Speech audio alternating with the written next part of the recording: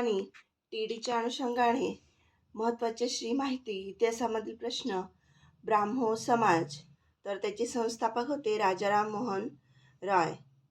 त्यांनी संवाद कौमुदी या वृत्तपत्राद्वारे जनजागृती केली.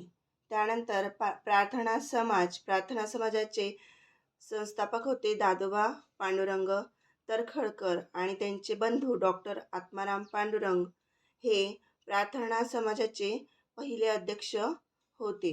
त्यानंतर त्यांच्यामध्ये न्यायमूर्ती महादेव गोविंद रानडे, त्याचप्रमाणे डॉक्टर रा गो भांडारकर यांनी कार्य चालवले. तसेच बघा, सदस्य विठ्ठलरामजी शिंदे यांनी डिस्प्लेड क्लासेस मिशन स्थापन केले. यावर पण प्रश्न विचारण्यात आलेला होता.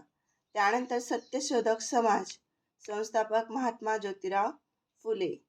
गुलामगिरी, शेतकऱ्यांचा आसूड, सार्वजनिक सत्यधर्म असे त्यांचे पुस्तक होते. आर्य समाजाचे संस्थापक होते स्वामी दयानंद सरस्वती. वेदांवर भाष्य करणारा ग्रंथ त्यांनी लिहिला. त्याचप्रमाणे ब्रीदवाक्य, वेदांकडे परत चला, हे यांचे ब्रीदवाक्य होते. पुढचा आहे रामकृष्ण मिशन. याचे संस्थापक होते स्वामी विवेकानंद.